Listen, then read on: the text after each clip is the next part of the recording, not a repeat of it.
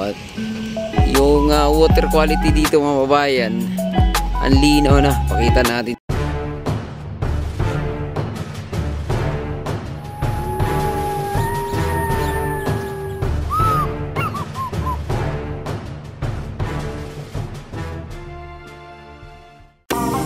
Hello guys, good morning.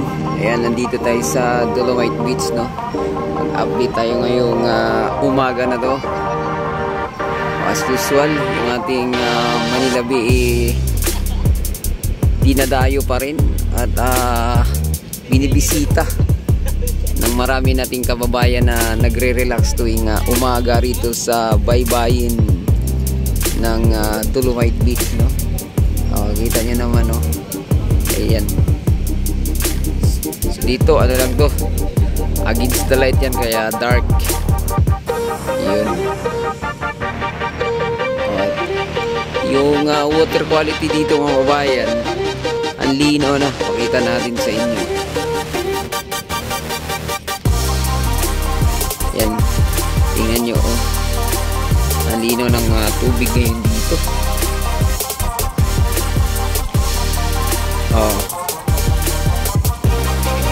Ayan. So basta pag walang hindi na ulan, walang baha sa Ilog Pasig, ganito kalinaw ang tubig, no? Ayan, oh, grabe kitang kita, oh.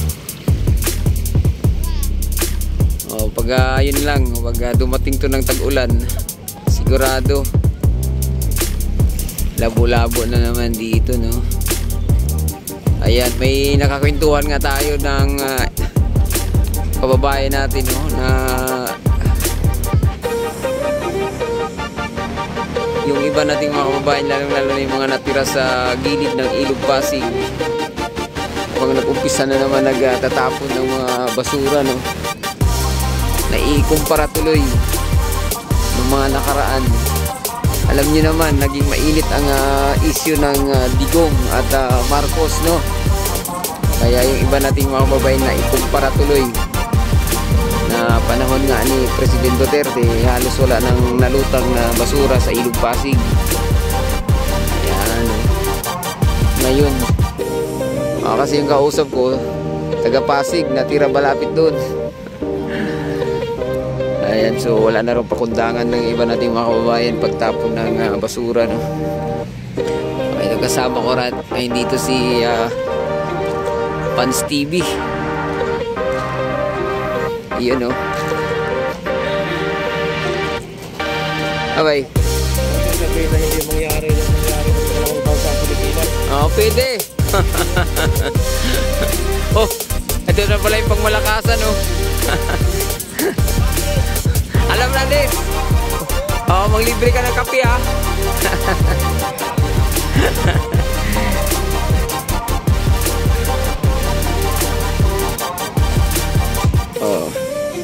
Ayan, so ito.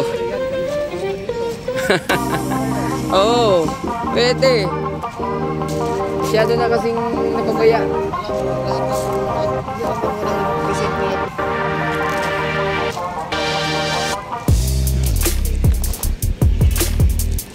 Ayan, oh, tingnan nyo naman.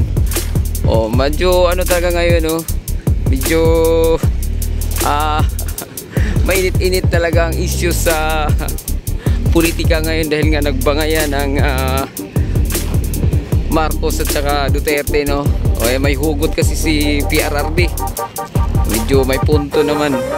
Ayan. Okay sana kung yung angka ng mga Marcos nagkaisa. Kaya lang si Senator Amy nasa panig ng mga Duterte na ayaw niyang mabuwag daw ang unity team. Tingnan nyo naman dito, balik tayo sa Manila Bay update mga bayan, no? Ito, linis dito, no?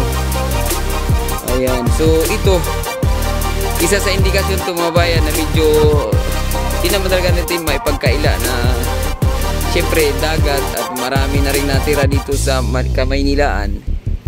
Pag may lumot, ibig sabihin nun may basura, may dumi. Yan daw kasi ang dahilan, no? Kaya nagkakaroon ng mga basura o alumot dito dahil sa dumi na pumapasok dito sa Dolomite Beach, no? O sa mga karagatan o sa mga baybayin. Katulad na sa amin, no? Sa Sapa, sa tabing dagat, mas malumot yung sa may bukana ng ilog. Pero maraming maraming mga tawag nun, talaba. Ayun, ang linaw, oh.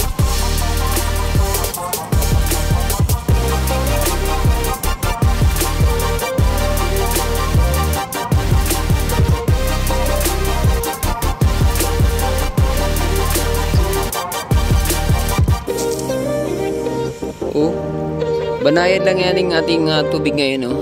At siya nga pala yung ating Manila Bay, medyo kinultivate na naman ulit, no? Dinaanan na naman ito ng bakho kasi ayan na naging naging malambot na naman kasi tuwing Huwebes na talaga to inaayos.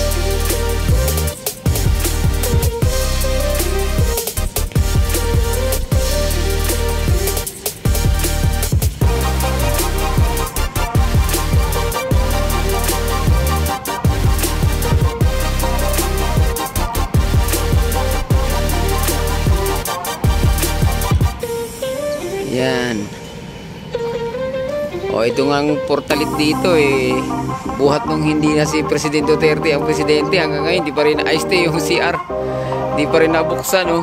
Siguro kung itong problema na ito, mababayan, kung nangyari ito panahon ni former President Duterte, no? Sa tingin ko nagagamit na itong CR na to. Kasi malamang isang salita lang yun na ligwak na, no?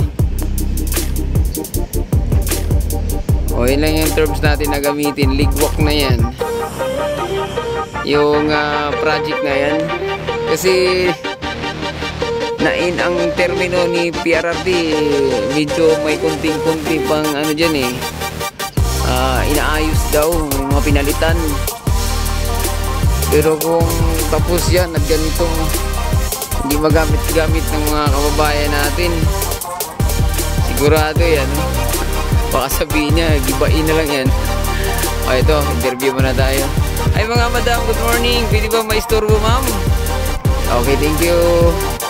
Ito mga bayan, dito tayo. Ayan, ayan, halatang inaararo to o binabako. Ay, bako yung traktura. Ayan sila, yan.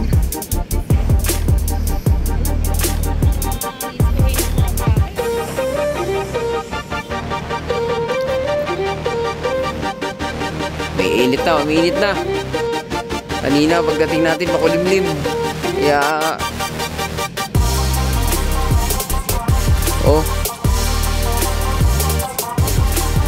ayan, so dito na lang muna ating update, no? Huwag kalimutang mag-subscribe at i-click ang notification bell para ma-update kayo sa mga susunod pa nating video. Adios amigo, bye-bye, salamat.